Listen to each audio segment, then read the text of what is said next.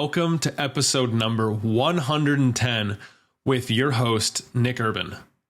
If you've listened to the show for long, you know that I'm always in the hunt to bring you guests that think out of the box and challenge conventional wisdom. And joining us is Dr. John Lieurance. He has over 30 years of experience in functional medicine, holistic neurology, naturopathic medicine, and biohacking. You may recognize the name from his appearances on all kinds of other health and wellness podcasts, biohacking shows, and other large media platforms. Dr. John Lierance's expertise spans a wide variety of subjects, such as melatonin and particularly high-dose melatonin, methylene blue, a technique called Sunave, V-cell stem cell therapy treatment, functional medicine, sleep medicine, IV therapy, photobiomodulation, endo-nasal cranial therapy, functional neurology, peptide therapy, psychedelic therapy, meditation, and breathwork. Suffice to say that Dr. John Lieurance does it all. And if you want to dive deeper, we reference his books several times throughout the show.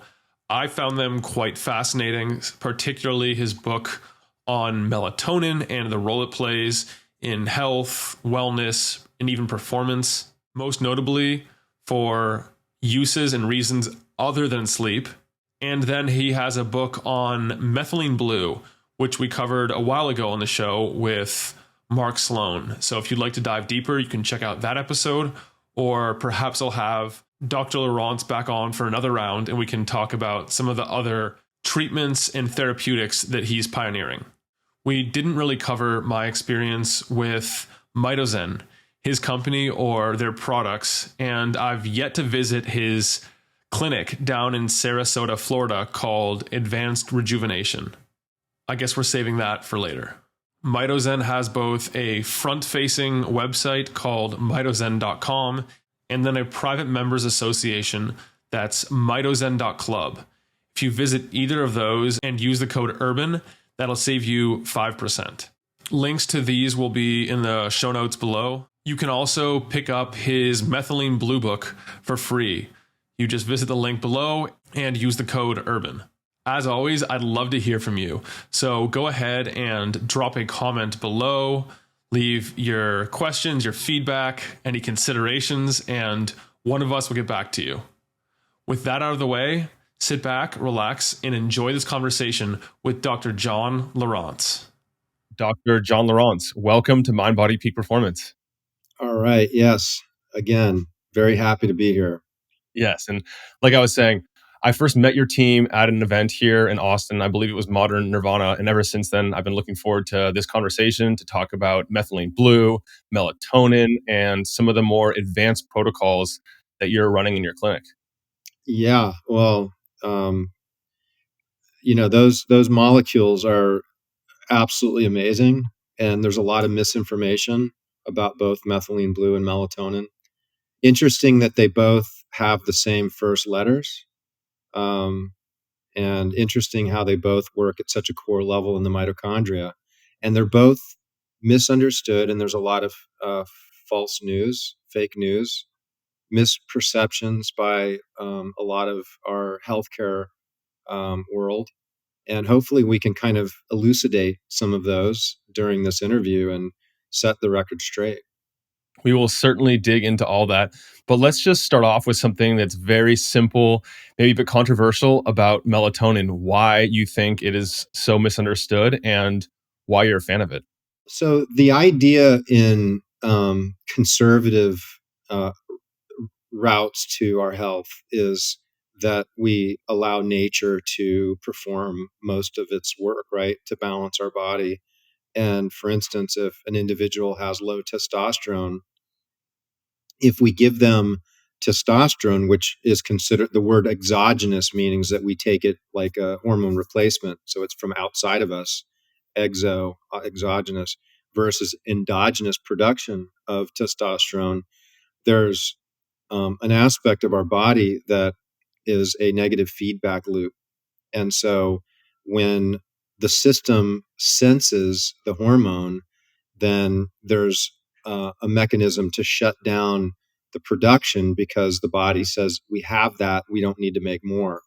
So it's this divine orchestra that happens with our body to regulate itself, to self-regulate.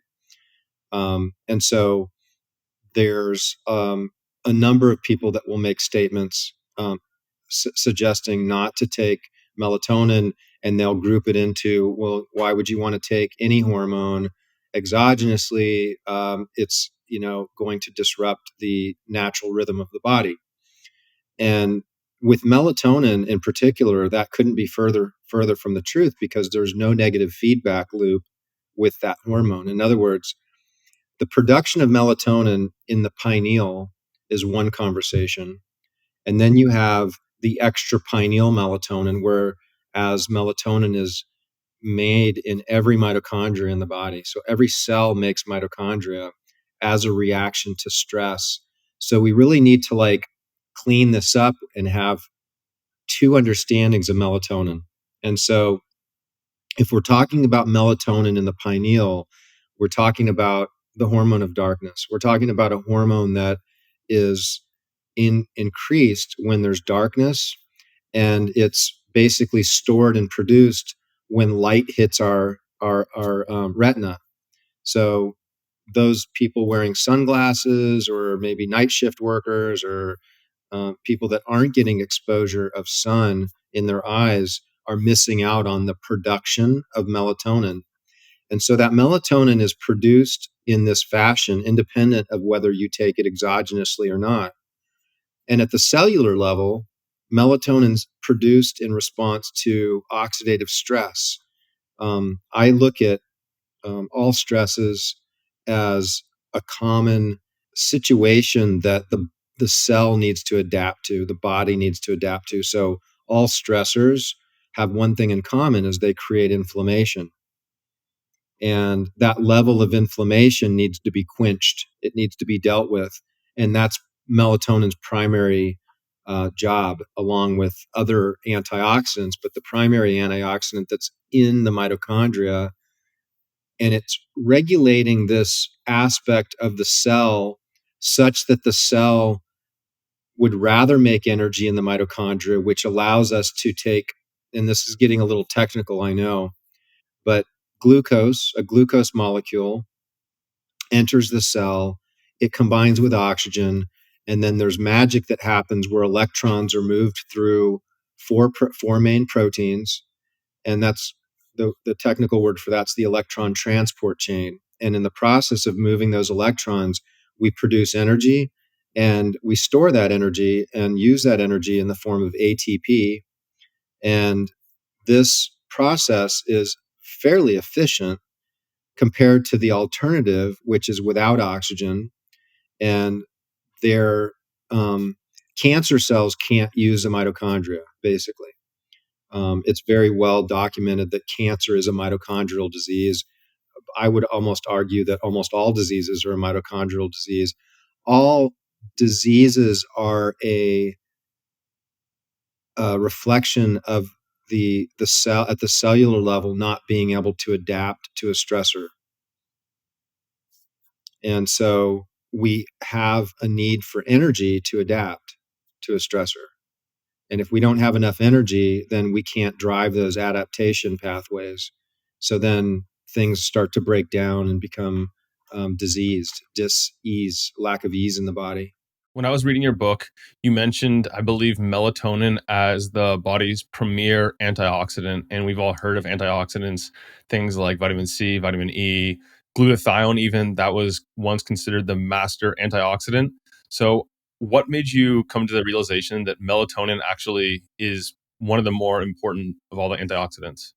Oh, that's a great question, Nick. I've been such a big fan of glutathione. I'm glad you brought that up. Glutathione is an antioxidant made in the liver, and glutathione is one of the premier antioxidants. CoQ10 is a big deal as well. And when what glutathione does, it does more than it act as an antioxidant. But a healthy person that has a healthy liver is going to convert these different building blocks into an adequate amount of glutathione that's going to help us with viral immunity. It's a really big thing from glutathione is viral immunity. Also, it acts as a detox pathway where glutathione is this sulfur helix, which wraps around like flypaper onto chemicals, heavy metals, and various toxins and chaperones them out of the body. Um, Glutathione also helps with sleep. So there's a bit of a commonality between glutathione and melatonin because they both are involved with sleep. And that's why um, one of the products that I formulated with Mitozen.club, what it has both glutathione and melatonin. So glutathione and melatonin are both very powerful antioxidants, and they're very helpful in with anybody that's under excessive stress because they both are depleted. And just having birthdays is something that causes us to produce a lot less of both of these molecules. And then now I'm recalling the last very really interesting commonality is that both of them cannot survive oral administration very well. In fact, melatonin, its absorption is orally is like 2.5%. And the reason that both glutathione and melatonin, and there's a variety of other nutrients that don't survive the gut, is because we have something called first pass through the liver. And then we also have all these enzymes in our stomach. And these break down uh, larger molecules into smaller molecules so that we can absorb them and utilize them in the cell. Unfortunately, it causes some destruction to a number of different molecules, and so oral administration with a lot of supplements is really wasteful. We get very little of it into our bloodstream, and that's why a lot of people might go and get IVs, right? And people, especially if they're worn out and they've got different diseases and so forth and health challenges, they'll go to an IV center like like the one that we have here at Advanced Rejuvenation, and they'll find that they feel a lot better. And it's just simply that they're getting some of these nutrients actually into their bloodstream, and that's why we like rectal delivery with suppositories, and that's why the Sandman suppository has both um, 200 milligrams of melatonin and 250 milligrams of glutathione. And we find that to be a really good combination with a few other added nutrients in there. But that's kind of I think, somewhat of a magic bullet that I found just clinically working with a lot of sick patients. My history with Lyme disease and Epstein Barr and mold led me to looking for some of the most effective and powerful different strategies and formulas. And I found that suppository or rectal delivery really worked so well. And the convenience factor, I'd lost all my veins too, Nick. It's like I was getting these IVs all the time. And between the ozone and the high dose vitamin C, I had a lot of veins that I lost. So it was very hard for me to even get an IV. So this is where I started to more deeply experiment with uh, suppositories. Well, I want to go into your background and learn more about what brought you here and to develop these alternate delivery mechanisms. But one thing, actually, I'm sure people are also raising an eyebrow at the high dose 200 milligram melatonin when your average melatonin pill is what, like 1 to 10 milligrams max. So we'll touch on that also and why you're having such good success with that when it's considerably above the normal.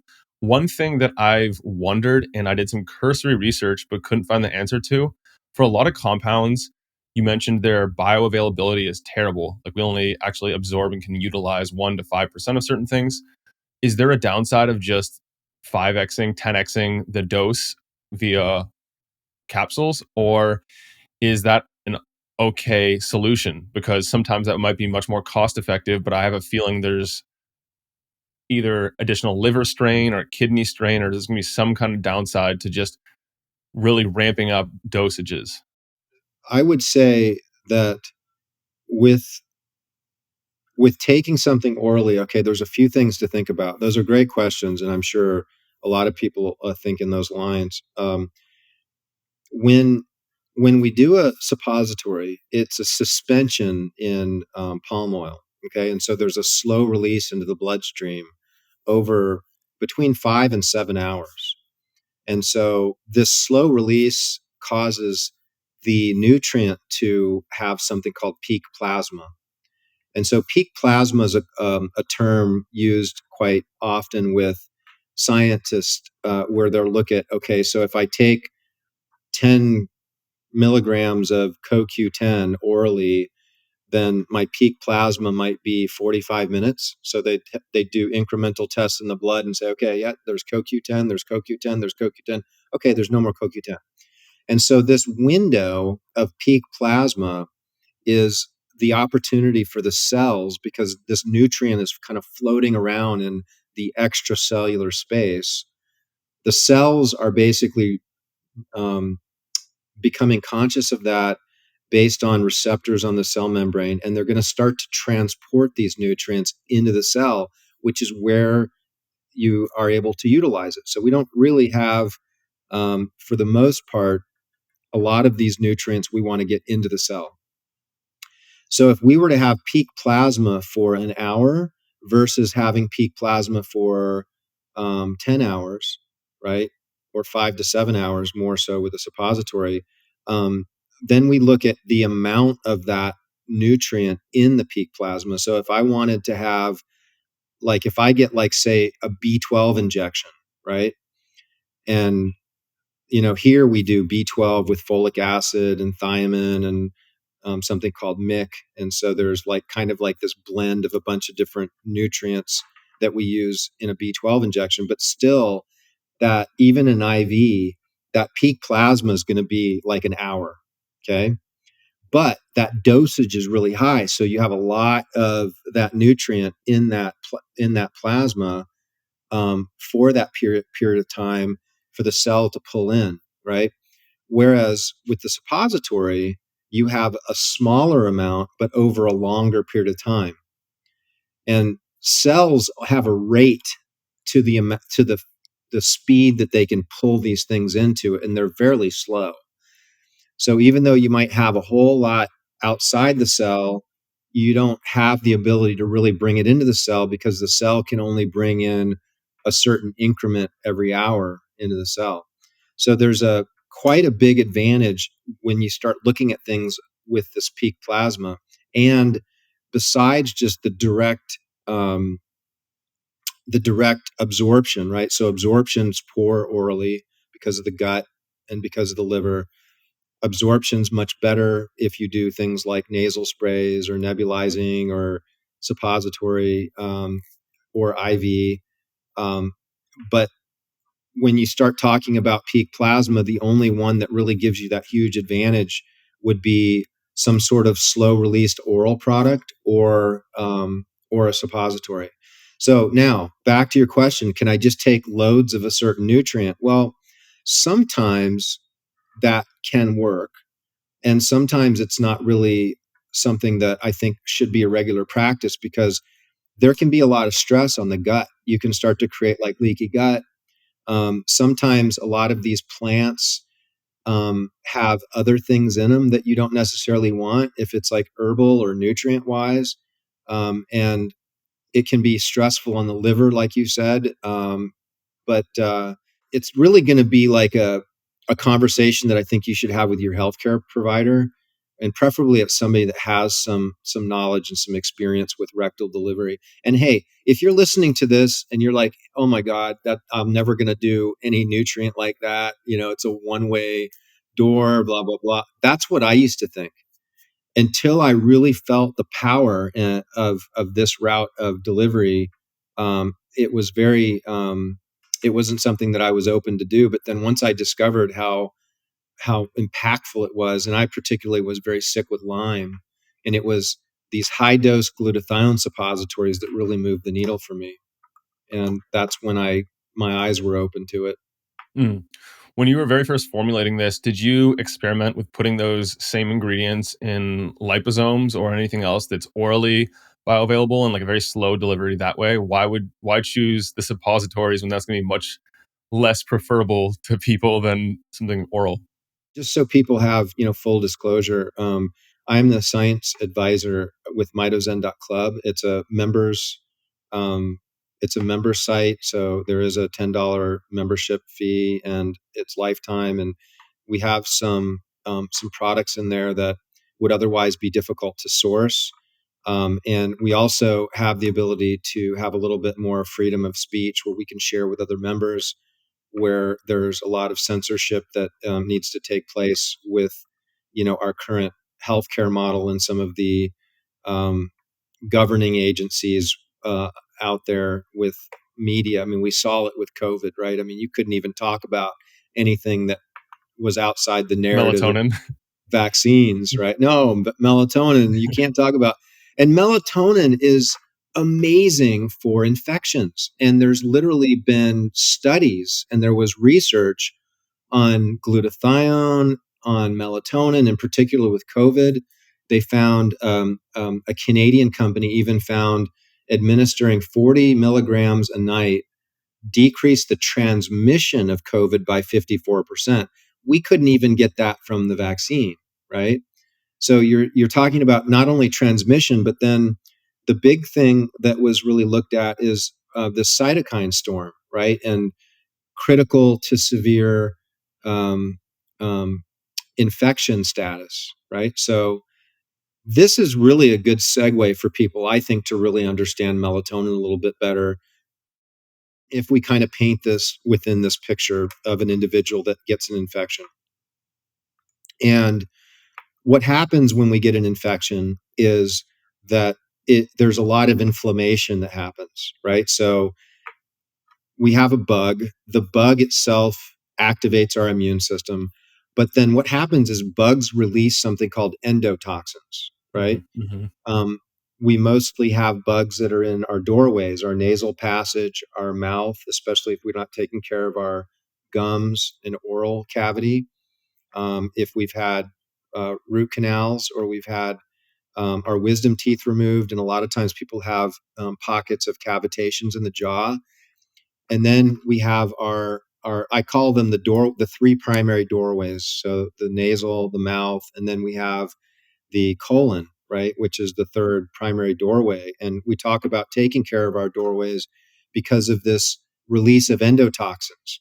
So if it was something like Epstein-Barr virus, we have a release of these endotoxins, which is almost like their excrement, but it's extremely inflammatory and it's oil based, right? So it gets incorporated into our cell membranes, and it acts to be an incredibly inflammatory molecule, and it's literally the cause of virtually every disease. Right? Is these endotoxins. So my personal belief is that infections and toxicity are really at the core of all diseases, and you have both of that happening when you have an infection because of the release of endotoxins. So let's say you get this infection, you have the activation of the immune system, you have the endotoxins, you've got this inflammation. Now, if we step back and we look at the individual cell and how that cell deals with the stress of that inflammation and that infection, and if we look at like a white blood cell or a macrophage, which is the primary aspect of our immune system, neutrophil, then they're producing energy through mitochondria. Okay. And what happens is when there's a certain level of stress or a certain level of inflammation that surrounds that cell and becomes exposed to the mitochondria, there's kind of a shut-off point where the mitochondria say, I'm going to stop working because there's too much stress, there's too much inflammation. And what happens is there's a switch from making energy from glucose and oxygen, which is aerobic glycolysis, to anaerobic glycolysis, which is outside of the cell, and it's much less efficient. In fact, you only make 10% of the energy that you would otherwise make. Is that the same thing as the cell danger response? Right, the cell danger response. I believe there's some people throwing that term around. Originally, it was termed the Warburg effect. Yeah. And that's after Otto Warburg. And this really hit, a lot of his research was with cancer because he noticed that cancer cells could not make energy anymore from oxygen and glucose, or so they could make it from glucose, but they couldn't use oxygen anymore. So the aerobic glycolysis, anaerobic glycolysis became the primary way that it makes energy. And this is actually happening all the time. So we have variety of stressors that suck our energy out of our body. It depletes our life force. So if we think about this infection, could be COVID, could be pneumonia, a bacterial pneumonia, it could be Epstein Barr, it could be Lyme, whatever it is. There's kind of a limit to the amount of that infection and how it progresses based on the integrity of our life force within our body to be able to resist it. And if it gets past the point and you start to get into the cell danger response, your only real hope is that melatonin kicks in and pulls that energy back into the mitochondria, because that's what it does. It's sitting there in every one of your cells to keep the energy in this Krebs cycle, in the electron transport chain, in the aerobic glycolysis. And depending on the amount of melatonin that you're able to make and utilize in that cell is going to depend on how much stress you can tolerate before your energy reserves shut down. And that's why older people who produce less melatonin are much more susceptible to having problems with infections. And younger people seem to be more resilient to them, is because of this melatonin situation. So they've discovered if you take exogenous melatonin, it can bring that energy back, and that's why a lot of hospitals were using high dose melatonin. They took it off their sites though, but in the beginning, when the pandemic first kicked in, you could actually see melatonin as part of a lot of their protocols, and they were using, in some cases, 100, 200 milligrams. And again, there's no toxicity to melatonin. They've done studies showing that you could dose melatonin up to 150,000 milligrams in a typical adult, and they stopped the study because they just didn't see any toxicity to it. There's no negative feedback loop, so the safety with melatonin seems to be there, and the way that it works on this core cellular vitality and stress resilience creates an opportunity for a lot of people that might otherwise have a pretty struggle in their life, right? I know for me, I had some serious battles with Lyme and mold, and like I mentioned, Epstein Barr. It left my body not quite as resilient and strong as it was, but the use of melatonin in higher doses in highly absorbable routes of delivery has been a real game changer for me personally. So if there's no negative feedback loop, meaning that if you take exogenous melatonin, your body will still produce melatonin. And how come when some people stop taking melatonin, they have like a rebound effect of some sort, and they often complain that they aren't sleeping as well, for example? Well, it could be a couple of things. One is if an individual is getting used to much deeper restorative sleep, and perhaps their sleep wasn't great when they started taking melatonin, which led them to start taking it, and then you take that away, there might be a short period of kind of adapting, but um, it's difficult to say. Most individuals, I would suggest them to get sun, and you might find things like they're avoiding the sun, they're wearing sunglasses, um, they're not paying attention to some things that are kind of protecting their own sleep patterns with light pollution at night. Um, I tell you, a really interesting conversation that we can kind of rabbit hole into would be this idea of mental emotional well-being and um, and sleep.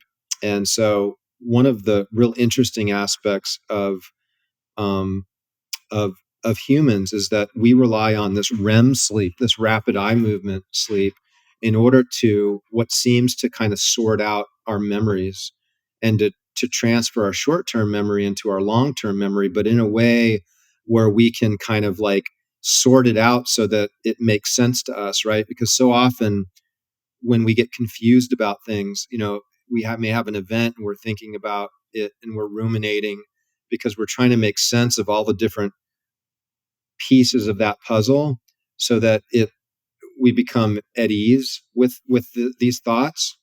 And so this transfer of data from the brain, from one part of the brain to the other, where we store it in the long-term memory banks, is through REM. And there's a part of the brain, and this ties into methylene blue really nicely. You're going to love this. There's a part of the brain that's in the very, very, very middle of the brain, the center of the brain, and it's called the locus coeruleus. And locus coeruleus, you're going to love this. Locus coeruleus in Latin means blue spot. And I mean, this was named hundreds of years ago, right? So Wow, you dissect the brain, and it's like this little pea-size area right in the middle of the brain, locus coeruleus. And locus coeruleus is an area of the brain that is looked at very heavily with pharmaceutical companies because they're looking for drugs that to help calm. You want to shut the locus coeruleus down because when it gets shut down, what happens is that data transfer then goes to the higher centers of the brain where memories are then stored into long-term memories. So you look at the locus coeruleus and you can kind of look at it as like this little thumb drive, and it's collecting all this short-term data, right?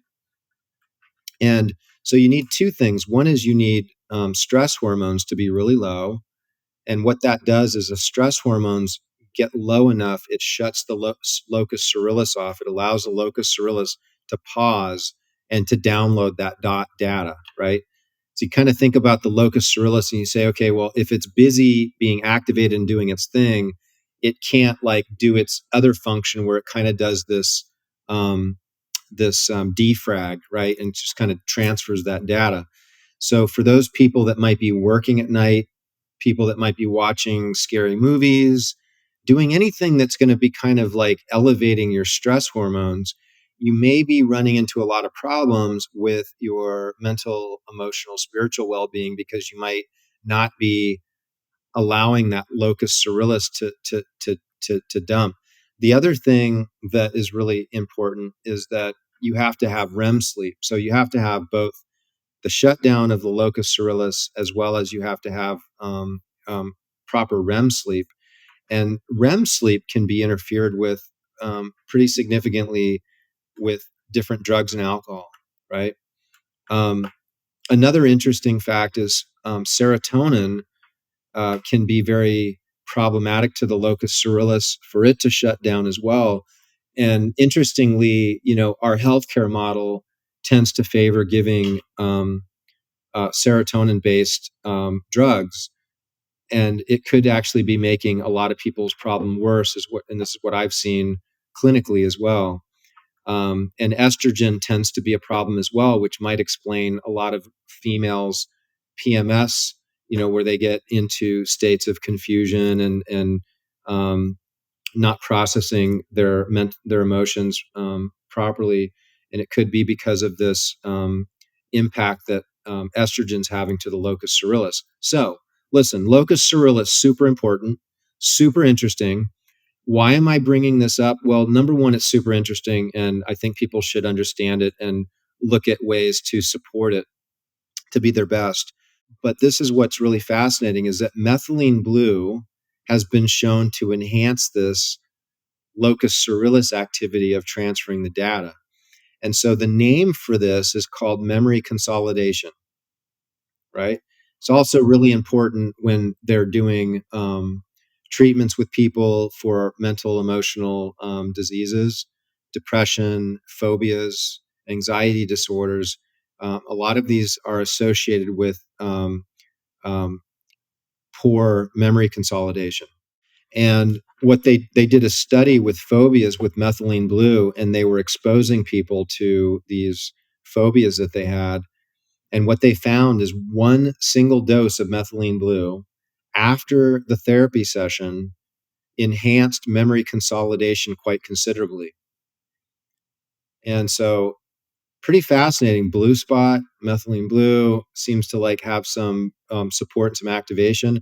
They've done large clinical trials, human trials on depression and methylene blue. And methylene blue acts as an SSRI, but it's not serotonin. And so, again, serotonin itself, it could be things like St. John's wort, it could be 5-HTP, non-drug, or you could have some of your family of SSRIs that may play a negative role in this memory consolidation. So these are all things that we really need to consider. Um, their thought on how the methylene blue works is that it's adding the mitochondrial energy to these areas of the brain so that they work more efficiently. And with regards to depression, it's common for people to be depressed when they have poor brain function. I mean, it's kind of like on the list of almost all neurologic diseases, is like depression is part of it. So you need to have a strong brain in order to be happy. And part of that has to do with these mechanisms that we're talking about. And when you enhance overall mitochondrial function, which is what methylene blue does, we probably should talk about that. You get this overall average of 30% of a boost in mitochondrial function. And there's a number of other things methylene blue helps with, kind of like how glutathione helps on a few things. And we can dive into all that. But yeah, fascinating substance. Yeah, both of them are fascinating. And I want to wrap a bow on the melatonin side before we go on to methylene blue. And in your book, I was blown away by the number of different like pathological states that melatonin plays a role in and can help when administered properly. And then also for those who are looking to perform better, to recover better, all that side, it has therapeutic uses there as well. Do you know off the top of your head a handful of different conditions or states that melatonin can help in? Sure. Yeah. Well, when I wrote the book Melatonin Miracle Molecule, which you can find on Amazon, um, I separated into a couple introductory chapters, and then there's a conclusion. But each chapter in between, it's quite a big book. They're it's separated into different organ systems and different disease categories, like for instance cancer, cardiovascular disease, neurologic, mood and depression. We talk about that. Autism. We talk about lung. Talk about skin. We talk about liver. I think there's a chapter on liver. Um, we talk about the pineal, and we get into some of the spiritual applications of the pineal and melatonin. So it's pretty interesting. So I think some of the more fascinating aspects of melatonin is how powerful it can be positive for the gut. And then when we look at the gut and our microflora as being like a core support to a healthy body, then a lot of other things start to make a lot of sense with regards to melatonin. So the lining of your gut is an area that is having a direct interaction with our environment, right? We eat food, and so that food material is running through the gut, and so that exposure to the food, we always want to think about when we have a direct interaction with our environment, there's going to be a lot of oxidative stress, right? So besides our skin, our nasal mucosa, our oral mucosa, our gut, we have this defense system that needs to take place. And so there's a lot of um, inflammation and stress that happens at these junctions. And so there's a big need for us to buffer that stress. And so, therefore, melatonin plays a big role in the health and the integrity of all of our mucous membranes and, in addition, our gut. So they found that supplementing melatonin greatly enhances the quality and integrity of our gut lining and our mucous membranes. But even above and beyond that, I mean, if that's not enough, our beneficial flora are, they have a circadian rhythm just like us, right? So we sleep during the night, and during the day we got cortisol, right? So cortisol is the opposite of melatonin. During the day, cortisol is high. We get things done. We're active. There's all kinds of different systems in the body that are going to support us being active and getting things done. Whereas melatonin, when it's high, it's going to support us going into this calm, parasympathetic, resting and digesting, relaxed state. And so our beneficial flora literally have the same need, where they have a rhythm. And the rhythm is going to be either they're dormant or they're going into what's called microbiome swarming, where they start to reproduce. And so melatonin is the primary activator for microbiome swarming. And the lining of our gut secretes 400 times melatonin than our pineal. And so there's a very powerful need for melatonin as it relates to being secreted by the cells in our gut and the support to our microbiome that really isn't being talked about. And it's extremely important. They've done studies on ulcerative colitis and Crohn's disease and scleroderma and a variety of different types of gut-related diseases, and supplementing with melatonin. And all of these studies are absolutely blockbuster. Same thing with virtually everything, like with everything from cancer to the brain, neurologic, cardiovascular, skin, blah, blah, blah.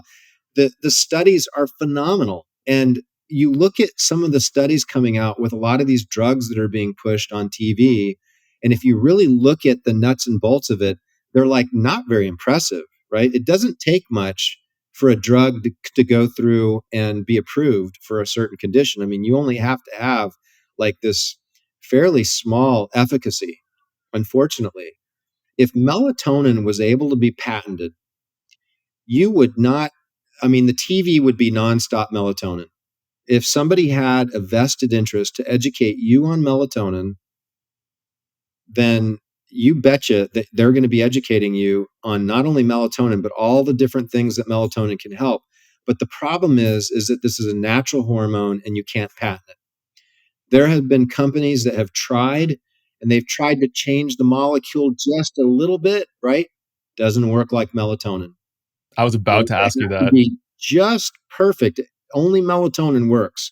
The other molecules that are slightly changed just don't have the same effect in the body. And without melatonin, there would be no life. Absolutely. We require melatonin. It's been there since the first moment of life with regards to our aerobic glycolysis and the cells that we utilize as humans.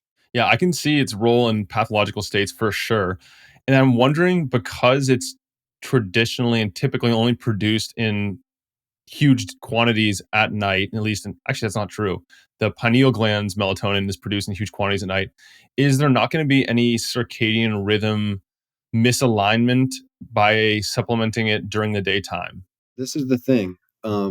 If you have light hitting your iris, your retina, excuse me, your retina, um, that light is going to inhibit melatonin from being activated in the pineal.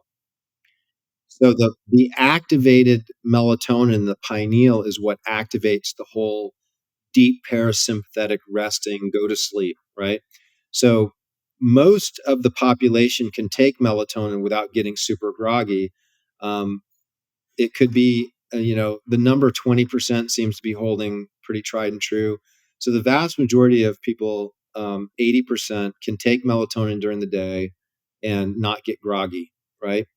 And so as soon as you get darkness, though, that melatonin can activate, and then you'll go to sleep, and you'll rest. And why would we want to dose people during the day with melatonin? One of the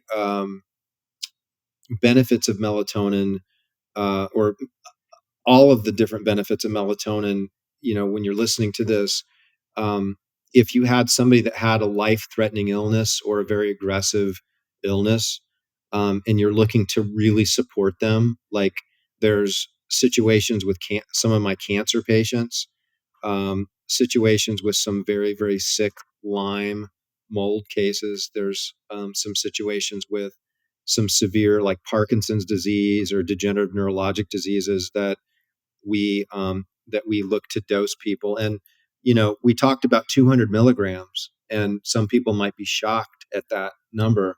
I have some patients that I am dosing up to a gram.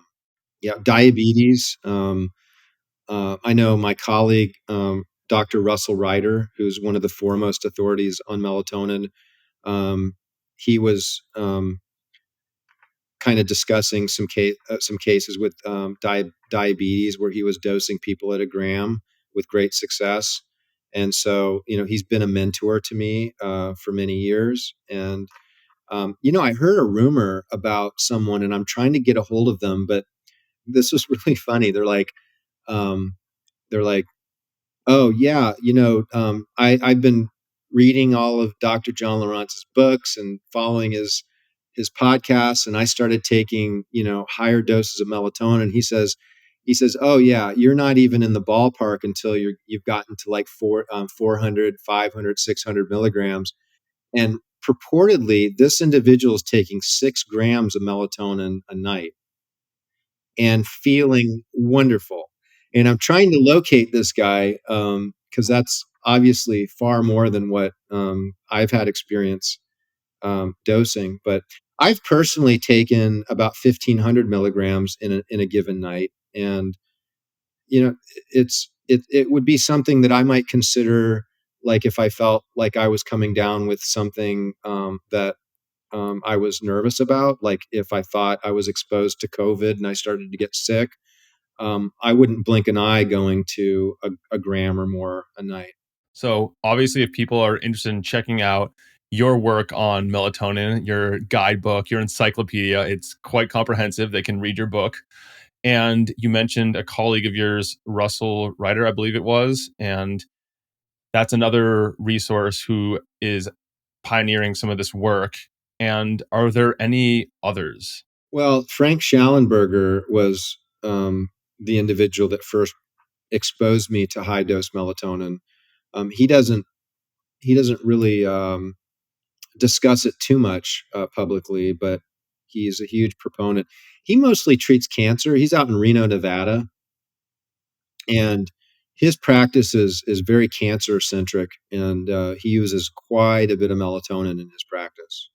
He's also been an inspiration to quite a few healthcare providers. So there's actually a bit of a movement with a lot of you know medical doctors, osteopaths, naturopaths, and even chiropractors utilizing higher doses of melatonin in their practices. Yeah, I mean, I didn't intend this to turn into a full melatonin podcast. I guess we're here 46 minutes in already. One question about the final question on melatonin, and that is, in these studies, are they using like 6 of your Sandman suppositories, or are they using one of those and then also using some oral melatonin? How are they doing that? Such high doses. Well, so the Super Sandman suppository is a 425 milligram melatonin. And so 2 of those can be taken. And then the Super Sandman liposomal is, every 5 mils of the liposomal is 400 milligrams. And so an individual could take, say an ounce of that or whatnot, and you could get up into some really high numbers there. Um, or there could be a combination of both. One of the nice benefits of the liposomal is you got a much faster onset. So you consume it orally, generally within 15 to 20 minutes, you're going to start feeling sleepy. The melatonin is going to start to kick in pretty rapidly. With a suppository, it can be up to 30, 45 minutes before that felt feeling kicks in. So sometimes what people do is they'll take both. If they're looking to take higher doses, they might do a suppository with, like, say, 200 milligrams, and they might do, another 200 milligrams with the liposomal. It's really actually fairly common that I have a lot of my patients here clinically start out at 200 milligrams and then bring them up to 425 with the Super Sandman. And I find that it's those individuals that really require that extra boost. I know, like Ben Greenfield is a big podcaster, right? So when he travels, he doesn't travel without his Super Sandman. So he's up to the 425 level, and I do believe he's taken more than one at a time before as well. So Yeah, I mean, I used one of your normal Sandmans, and I was bracing myself to wake up incredibly groggy because that's the conventional wisdom around high dose melatonin. And I was certainly dragging a little bit for the first few minutes that I woke up. But then I went on my usual morning walk in the sunlight, and I was fine 5, 10 minutes after that. Felt like perfectly normal. I felt rejuvenated. What are some of the ingredients? I know you mentioned that there's melatonin, there's glutathione, I believe, and there's also a couple others when I was looking at the insert. well, so I'm into terpenes, right? Terpenes are kind of like the active part of essential oils, and so linalool is the active terpene in lavender. And so we have linalool in there. There's magnolia, which is it's a plant extract that helps to support GABA and relaxation. We have some antioxidants in there. I think there's some quercetin in there. I need to go back and look, but I know one of the Sandman or two of them have some polyphenols in them as well. There's a full spectrum CBD extract. We make it with and without CBD. So if people are like kind of wanting to, they're getting drug tests or something, we do have a CBD, a non CBD version. And did I see a probiotic strain in there too? And right. Thank you. Knew I was missing something. Yeah, we have some probiotics that assist in the absorption and utilization of the melatonin and the antioxidants. Mhm. Well, usually I do this at the very beginning because it makes sense. But now that you've proven that you know a lot about these different topics, what is your background story? You've mentioned that you had Lyme and mold, and what led you to where you are today? I've been a chiropractor, and then I further did my training in naturopathy. Um, and so I've been practicing for almost 30 years. And so, what's interesting is, I didn't really get into this medicine to kind of fix myself or anything, because I was really healthy, in my beginning years. Um, and I found that in those beginning years, I wasn't really as in touch with a lot of the empathy that I have today with what a lot of my patients are going through, because I graduated initially from chiropractic school. I was 26 years old, um, never really had a lot of problems. And I mean, outside of some asthma and allergies and things like that. But when I got sick, this was in I probably around 2008.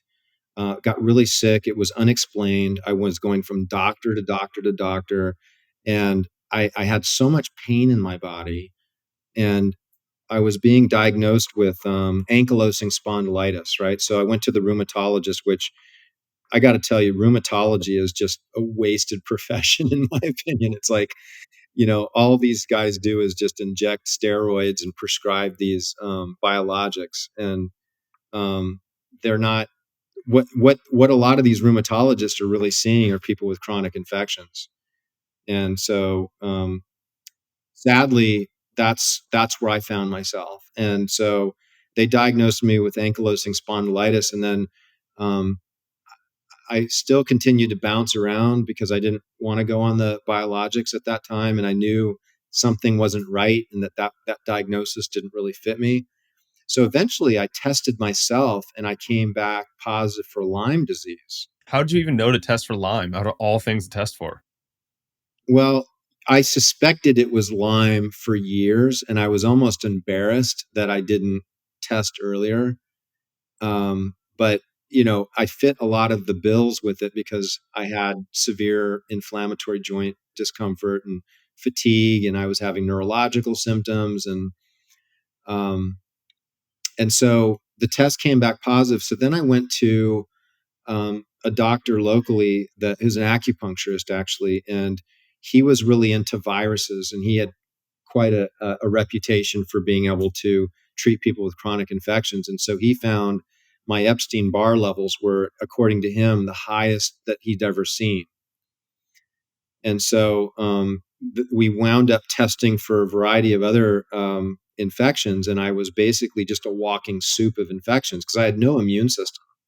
And that's one of the reasons that Lyme tends to be so challenging, is that it shuts down your immune system, and so you get what's called co-infections. So later down the road, what I found is I had mold. I was living in a moldy house and I didn't know it. And this might have actually been at the root of all of the problems. Especially some people believe that maybe Lyme disease is a common infection and that most Americans carry it and it just becomes activated, right? Um, you can really take a deep dive into some of the conspiracies with Plum Island and the Nazi groups and Hitler and how they were experimenting with these bugs, and that Lyme is really a biological weapon.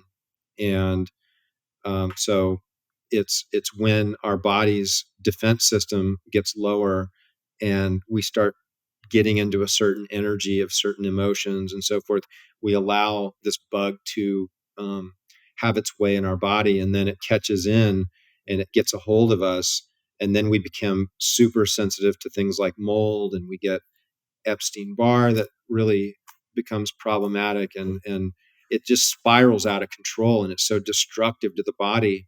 Most people never really bounce back after being sick as I was. I mean, I was emaciated, and one of the things that really helped me to recover was this high dose melatonin.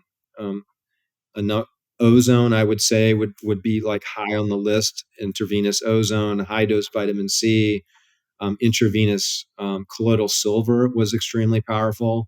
I used a lot of Chinese herbs, and so these are plans that I've put together, and we do distance coaching with patients. People, they fly into our clinic and we work with them with intensives here, and it's all based on just my own journey, right? So you want to talk about being empathetic, like I went through it. Like I've been through, um, dark night of the soul, and it really is a dark night of the soul. And when you come out of that with the knowledge and the experience to help, your fellow humans, it can be really a beautiful thing. It's a pain to purpose. You go through a challenge and you learn uh, some skill sets and some ideas that you can then pass on to other people, and then it creates meaning. There was a meaning for that whole thing to happen to me. Something you said a minute ago that really caught my attention, and from my own observation, I've seen to be true, is that a lot of times at the root below the disease state is a long term emotional disturbance of sorts. Was there anything that really stood out to you as you can pinpoint, oh, yeah, it was this right here, or like this period that set the stage for a weakened immune system and let some of these opportunistic pathogens get a foothold? Yeah. So right at around 2008, I had a relationship, and I fell in love with this girl. And it was probably one of the most um, powerful relationships I've ever had, in the sense that I was just head over heels. And things didn't work out. We were together for a little less than a year.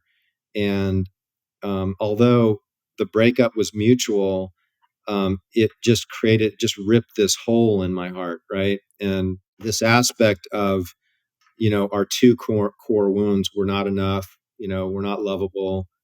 This is um, this is based on this underlying aspect of, if we're not lovable and we're not enough, then we would dissolve and we would not be. right? So it's this idea that we're annihilated, we're no longer, right?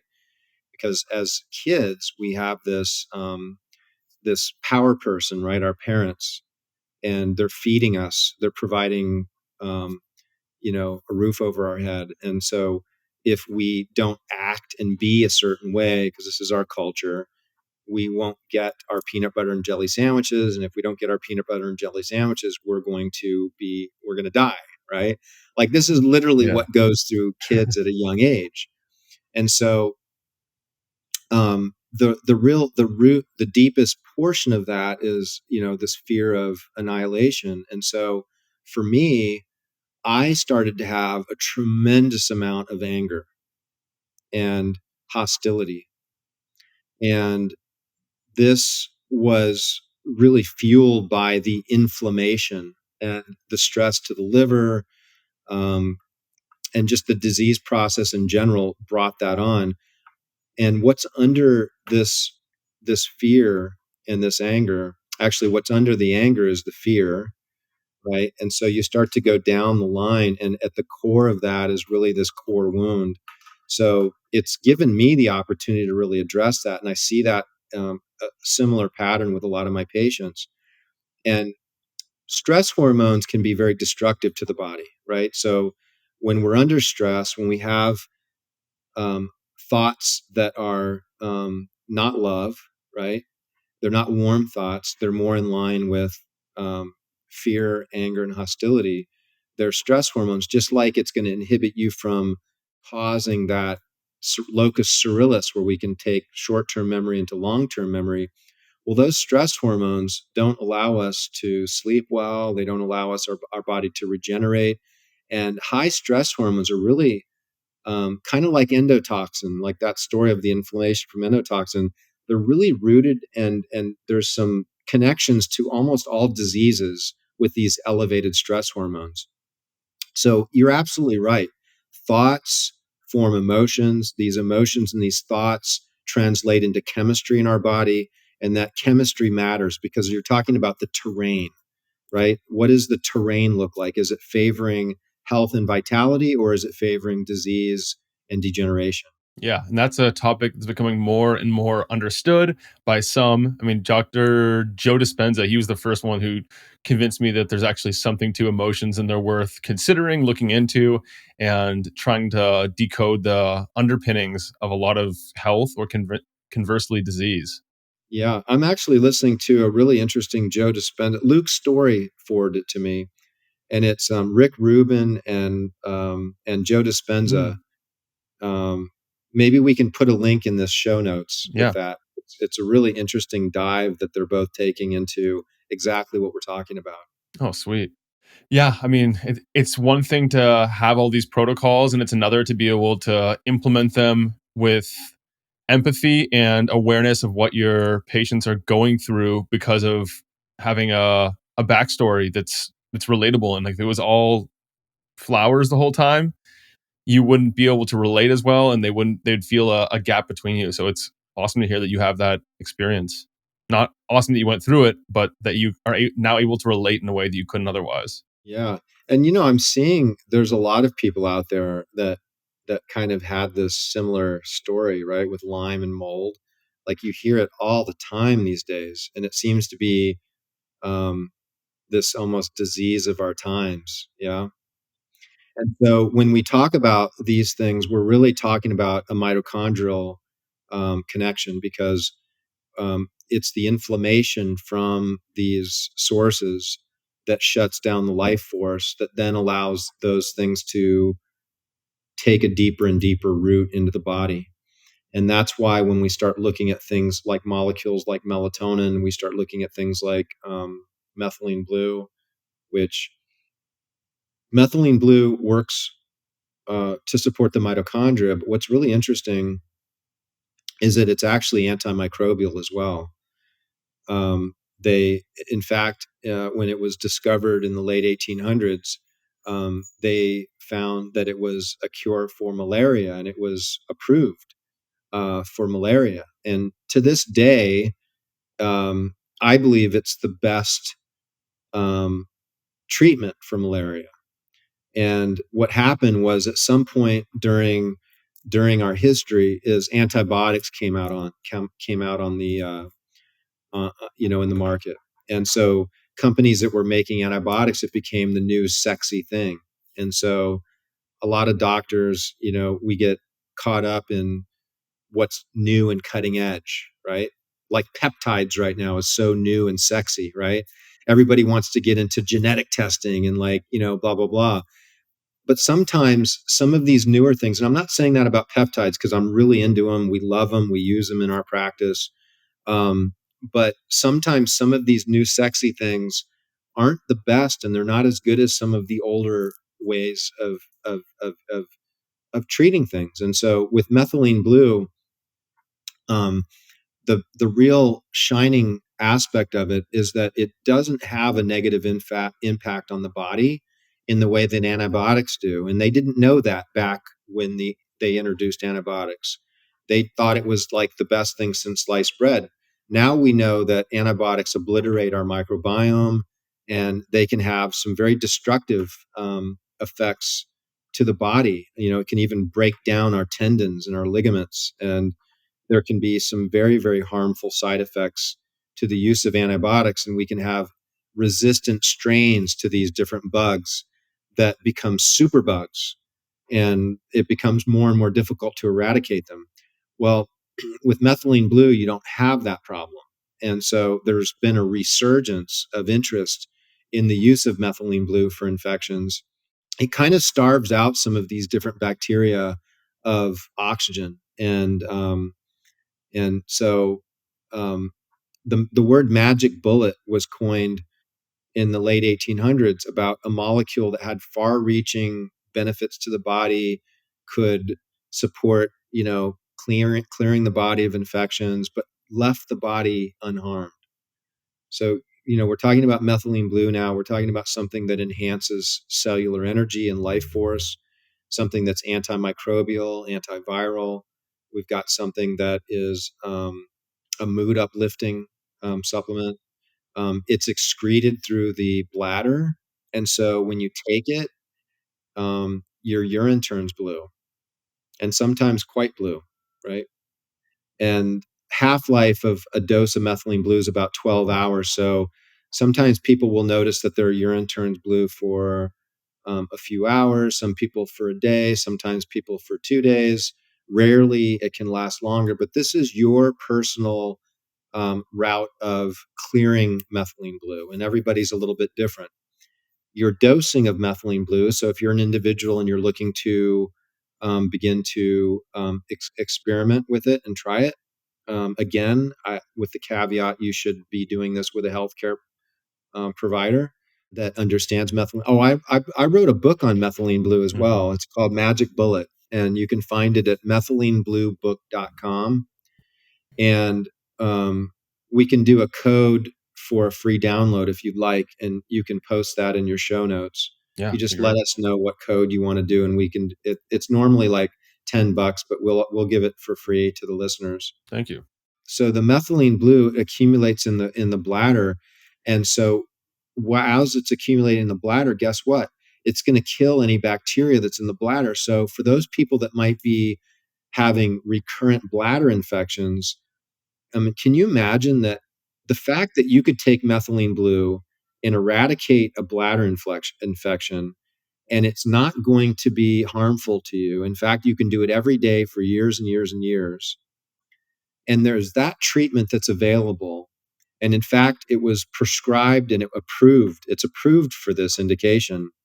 Why would you want to put, especially our elderly patients that really need their healthy microbiome, why would you be putting people on chronic doses of antibiotics? There's no money in it again. It's the same conversation with regards to methylene blue.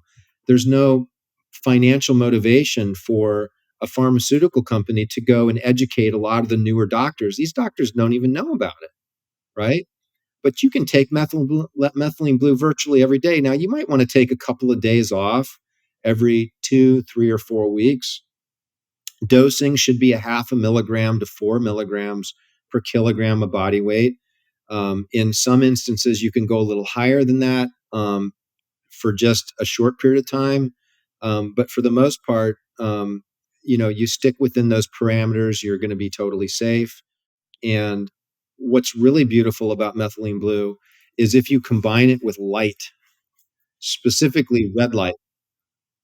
Red lights are generally like with your LED panels. A lot of these people getting these LED panels, like we have Mito lights, and then there's Juve and there's things like that.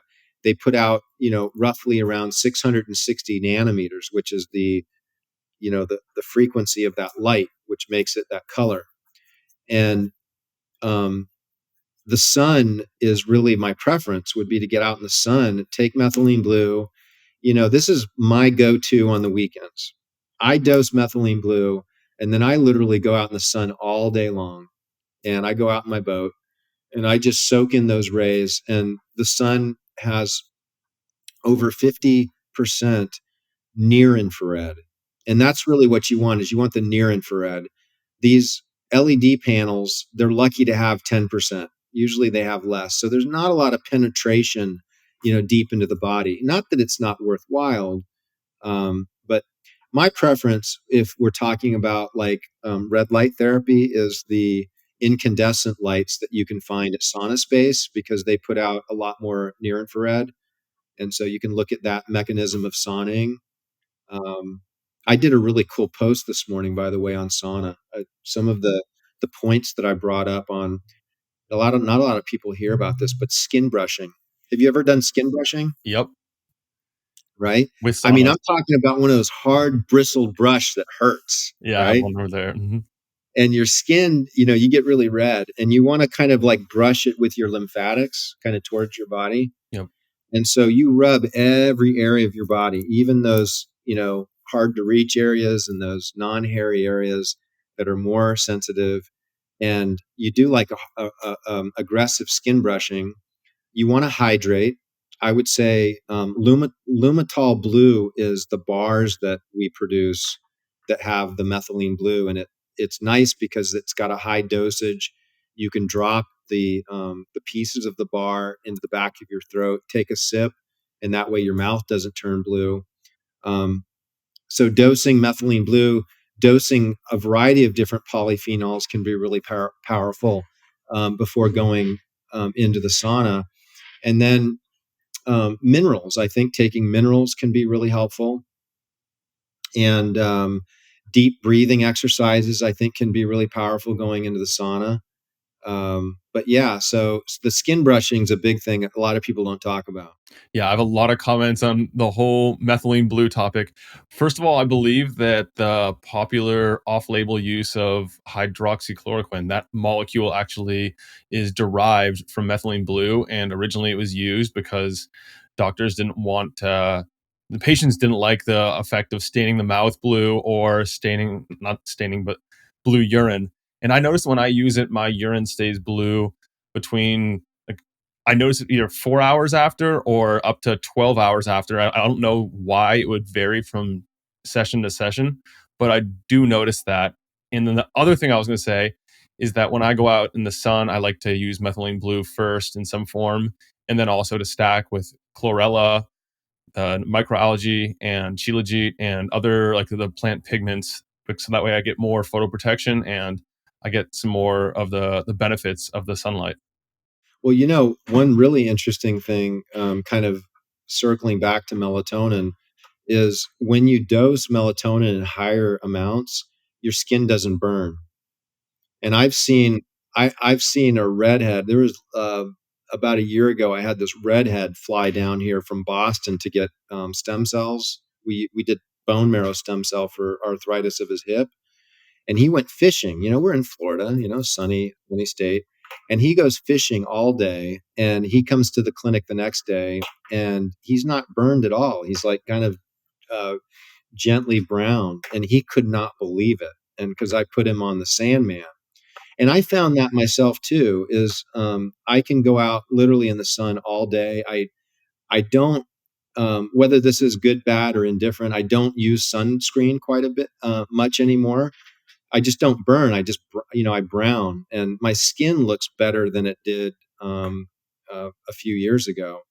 So it seems to have a very protective effect to that stress of the sun with the skin. Yeah, and there's a I don't know. I don't know how I feel about sunscreen because there are questionable effects and endocrine disruption that occurs from it. And if you're taking care of yourself, you're building your solar callus, you're being a little wary and cognizant of your exposure. I think that there's more harm than good that comes from it. Yeah, there's toxins in that, and so some people can make their own. You can use different oils with um, with different types of blocking nutrients that you can kind of put in the oils, zincs and so forth. Exactly. So we're running low on time now. There are a lot of topics that we could still cover. So I'm going to choose. And I know that you have a clinic, Advanced Rejuvenation, and you guys do all kinds of cutting edge protocols down there. So can you walk us through the menu, what you guys do, and why you do each of those different therapeutics? Yeah, sure. We seem to be, a place that a lot of people travel in. Most of our patients, they travel in. We are in Sarasota, Florida, on the Gulf Coast. Um, we tend to attract a lot of more difficult cases where people have been to an average of, 20 or more doctors prior to finding us. Um, we do well with neurological conditions. Um, I My training is as a chiropractic neurologist, and I also utilize some cranial adjustments that can be quite powerful to improve the circulation of nutrients and metabolic waste removal from the brain, which then, we talked about the Yeah. terrain. And this is an endo-nasal balloon treatment that I do. And so I combine that with various neurological exercises. We do a lot of work with stem cells and Mhm. regenerative medicine. I would say we're pretty rich in the regenerative medicine area. We use a lot of oxygen, we use a lot of ozone, we use a lot of intravenous light therapy, we use intravenous methylene blue, and we have a lot of detox programs that we use. Um, with regards to regenerative medicine, we have some techniques where we do work with the inner ear, where it's a combination of a stem cell injection into the ear in combination with light therapy to the ear in the form of laser. And so this is a kind of a fusion of a Korean protocol from Dr. Shim that we flew out here to teach us with the stem cell injection in combination with a German technology called Lumamed, Mhm. which is this series of laser treatments that we have been doing for about 10 years now. And so these can be very powerful for like tinnitus and hearing loss and different inner ear conditions, hyperacusis. Um, we see a lot of orthopedic cases. We were probably one of the first clinics to utilize stem cells in the United States. We were healing patients' bone marrow and their adipose, and using platelet-rich plasma and something called prolotherapy using dextrose.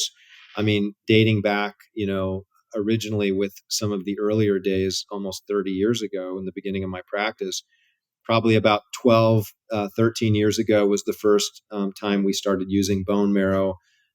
We have technologies with something called exosomes, and more recently something called V cells, which is called very small embryonic like stem cells, where these are naturally in your blood. You just have to relax those proteins that hold them hostage in the blood, and then they're allowed to circulate and be utilized in the body, where we can inject them into different joints. We can run it as an IV and home them into certain parts of the brain, cardiovascular system. I mean, it's really given us a lot of potential. And so in our clinic, we kind of fuse all these things together, and we create treatment plans for people to come in, and we have kind of a variety of different protocols that we put together for people. And we enjoy some really rich results. Yeah. Well, I know very little about regenerative medicine. I've heard all of those acronyms. I've looked into them at one point or another, but there are a lot more different modalities there than I realized that you guys specialize in too. And so the one that caught my attention just now is the Methylene Blue IV, and I believe you run some kind of light into it or something. Yeah. So one of the things we kind of we didn't really cover is that colloidal silver tends to really help accentuate the photodynamic aspect of methylene blue, and we had kind of touched on how methylene blue has an affinity to go into the mitochondria. And then within the mitochondria, the methylene blue acts as both an electron donor and electron acceptor. And when you add light to this system, it enhances it even further. And if you add colloidal silver into the system, it seems to create even a more powerful effect. And in of itself, silver can be antimicrobial. So what we do is generally we do a high dose of magnesium, which vasodilates circulation. People feel really calm and relaxed. And this allows the nutrients that we start to IV to get deeper into the body. Then we'll run an IV of colloidal silver. And then after that, we run an IV of methylene blue. And then after that, we stick a little catheter in that area. And it's a little laser that's inside the blood vessel, and that laser radiates, and subjects your bloodstream to the red light, and it activates the methylene blue in the blood. And then after that, we put them in a device called a CVAC, which stands for cyclic variation and adaptive conditioning. It's like an oxygen based device, which is kind of in lines with hyperbaric, except it's more dynamic.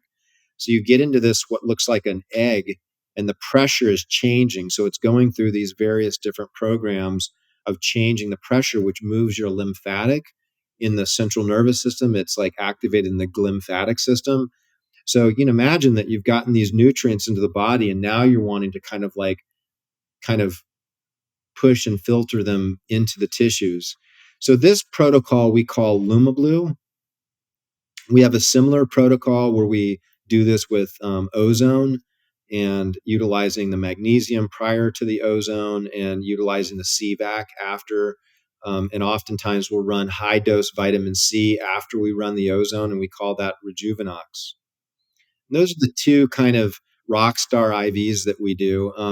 You might be here for a couple hours, 2-3 hours with these IVs, and we commonly use these with a lot of our more difficult cases that come in. And we also have people that come in that they're not having, they don't have like a specific disease. They're just looking to kind of enhance their overall wellness and vitality. And these IVs tend to work really well for that too.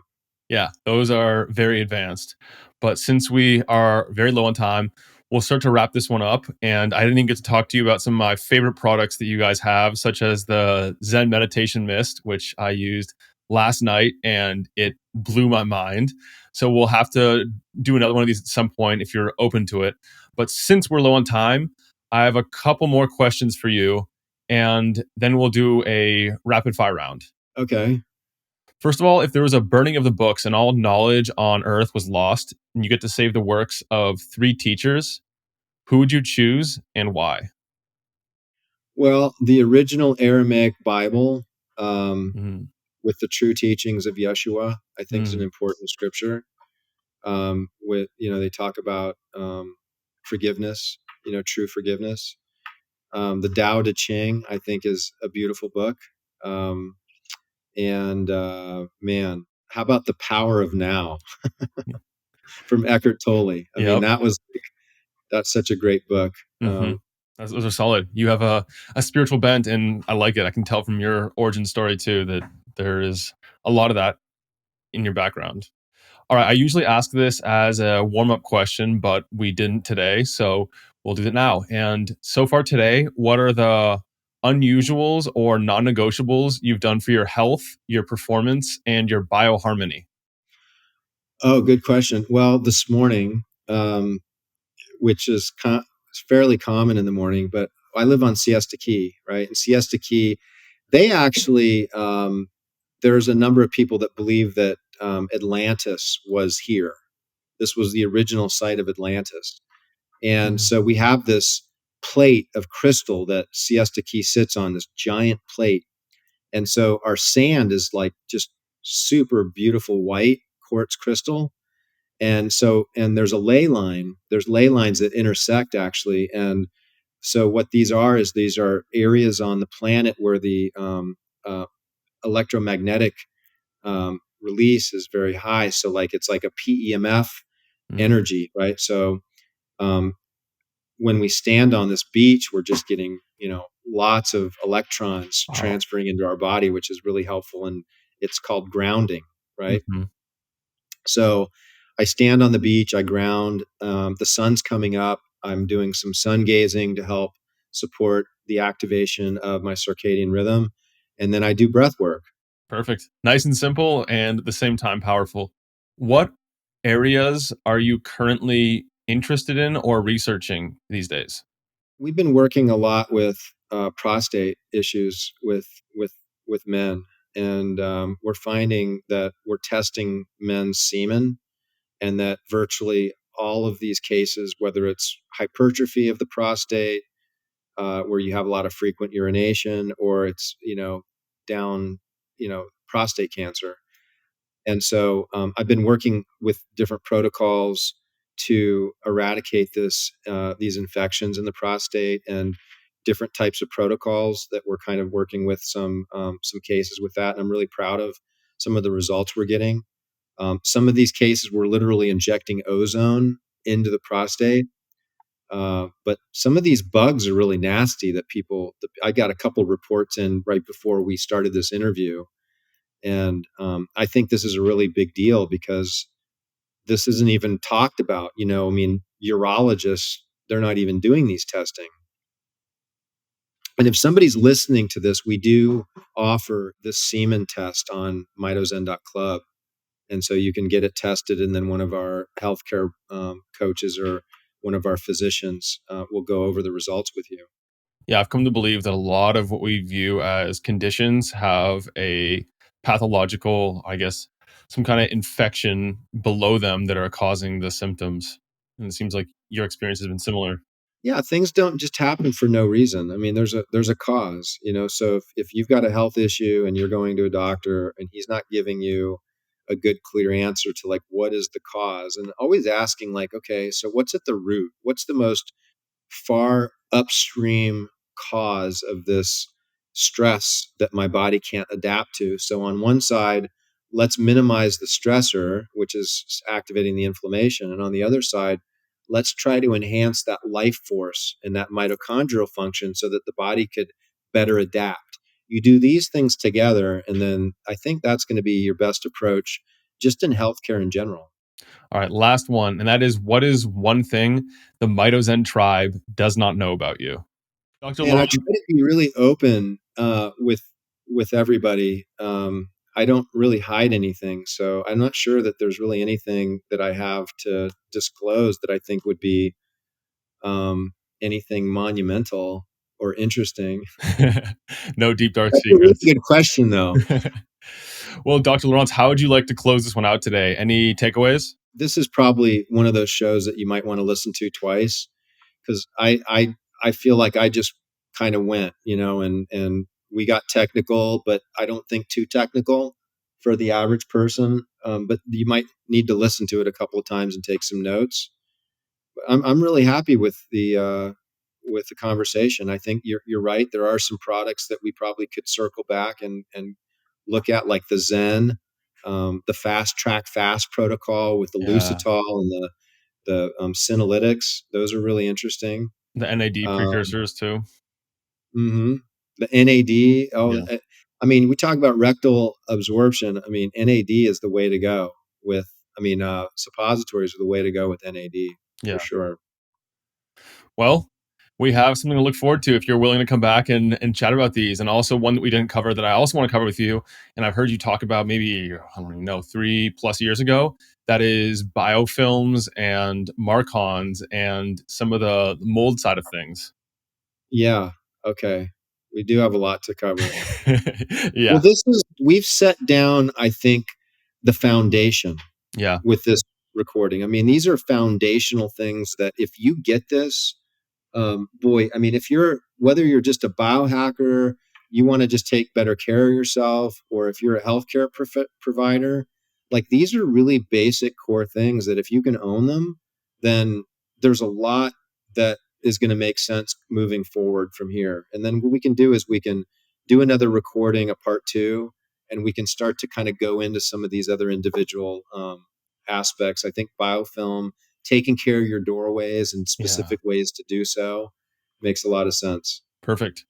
Well, Dr. John Lieurance, this has been a blast. I'm so glad we were able to finally coordinate schedules and make this happen. Me too. Thanks, Nick. Great interview. Thank you. Take care. I hope that this has been helpful for you. If you enjoyed it, subscribe and hit the thumbs up. I love knowing who's in the 1% committed to reaching their full potential. Comment 1% below so that I know who you are. For all the resources and links, meet me on my website at mindbodypeak.com. I appreciate you and look forward to connecting with you. As a reminder, the information depicted in this video is for information purposes only. Please consult your primary healthcare professional before making any lifestyle changes.